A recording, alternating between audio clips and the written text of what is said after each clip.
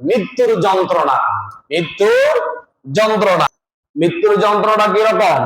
আমরা মনে করি যখন মানুষ মারা যায় খুব আরামে চলে গিয়েছে, খুব আরামে চলে গিয়েছে। আসলে তা নয়। মৃত্যুর যন্ত্রণা হচ্ছে ভয়ঙ্কর যন্ত্রণা। আল্লাহু আকবার। হযরতে সাদ্দাদ বিন আউস রাদিয়াল্লাহু তাআলা বলেন, মৃত্যুর যন্ত্রণা এত ভয়ঙ্কর, মৃত্যুর যন্ত্রণা এতই সাংঘাতিক, যদি কোন জীবন্ত ব্যক্তিকে করাত দিয়ে দ্বিখণ্ডিত করা হয়, একটা মানুষকে যখন করাত দিয়ে দ্বিখণ্ডিত করা হয়, ওই মানুষটা মনে হয় আরাম পাবে। আরাম পাবে নাকি? আরাম পাবে না, অনেক কষ্ট পাবে। এর সে আরো কোটি কোটি গুণ মৃত্যুর যন্ত্রণা। আল্লাহু আকবার।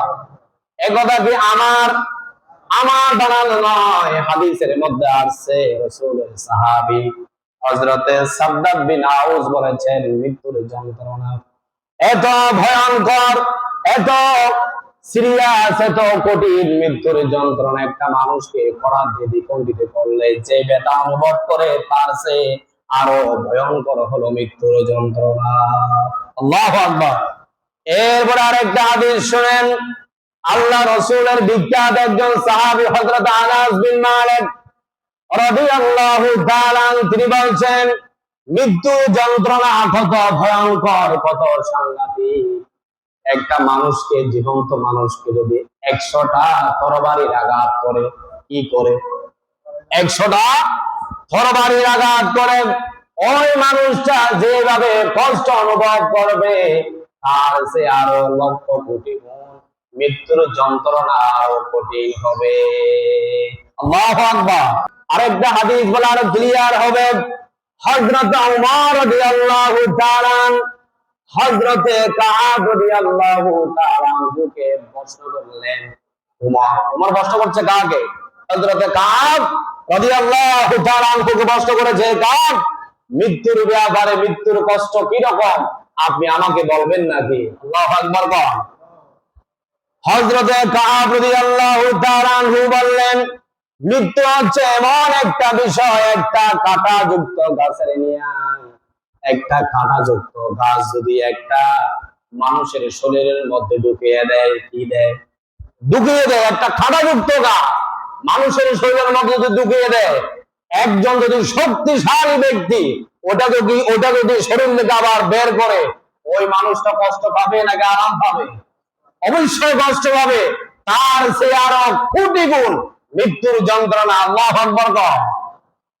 হযরতে আমর ইবনুল আস রাদিয়াল্লাহু তাআলা এটা যখন দুনিয়ার মধ্যে জীবিত ছিল, তখন সন্তানকে নসিহত করতেন, ও আমার সন্তান, যখন মৃত্যু হয়, মানুষে সবগুলা বুঝতে পারে। কি পারে?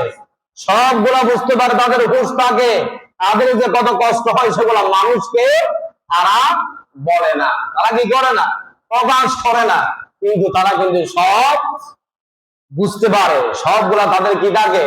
মনে থাকে। এবার যখন তার আব্বা হযরত আমর ইবনুল আস, তার আব্বাজান যখন মৃত্যু শয্যায় শায়িত হয়ে গিয়েছেন, সাথে সাথে সন্তান বাবাকে ওই যে ওয়াজ করেছিলেন, নসিহত করেছিলেন, সন্তানের মনে আছে। ওই ছেলে বাবাকে জিজ্ঞেস করেছে, ওগো বাবা, আপনি তো এখন মৃত্যুর শয্যায় আছেন, কি আছেন? মৃত্যু শয্যায় আছেন।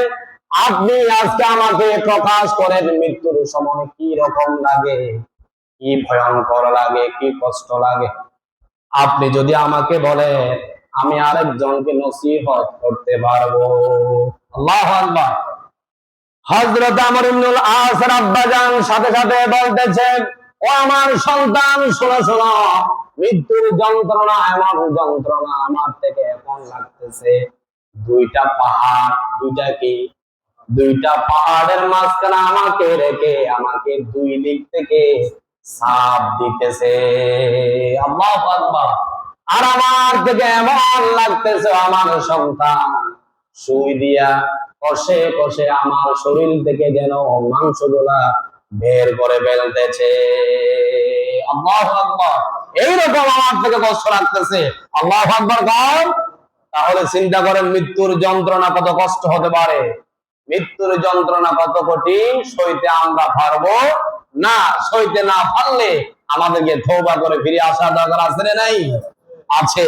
এই জন্য মৃত্যুর যে আলোচনা করেছি সংক্ষেপে, এগুলো আমাদেরকে আমল করে পাপ কাজ থেকে আল্লাহ পাক বিরত রাখার তৌফিক দান করুন। সবাই বলি আমিন।